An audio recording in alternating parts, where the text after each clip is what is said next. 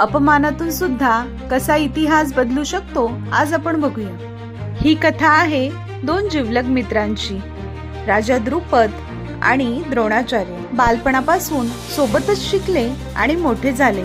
गुरुकुलमध्ये असताना द्रुपदानी द्रोणाला एक वचन दिले, मित्रा द्रोणा, मी तुला वचन देतो, मी राजा झाल्यावर माझं अर्ध राज्य मी तुला देईल आणि मी आपली मैत्री कधीही तुटू देणार नाही।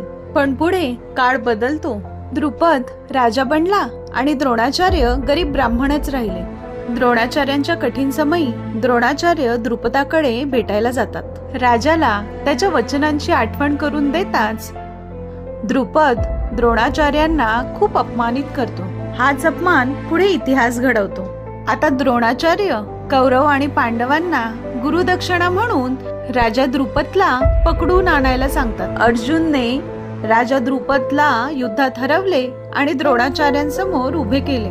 द्रुपद, आपले वचन पूर्ण कर, वचनाप्रमाणे मला तुझे अर्ध राज्य दे आणि आपली मैत्री कायम ठेव। द्रुपदने त्या क्षणी तर होकार दिला, पण त्याने ही हार मनातच ठेवली। ही दोन मित्रांची गोष्ट तुम्हाला कशी वाटली कमेंटमध्ये नक्की सांगा आणि अशाच नवीन कथा ऐकण्यासाठी माझ्या चॅनलला सबस्क्राईब करा। धन्यवाद।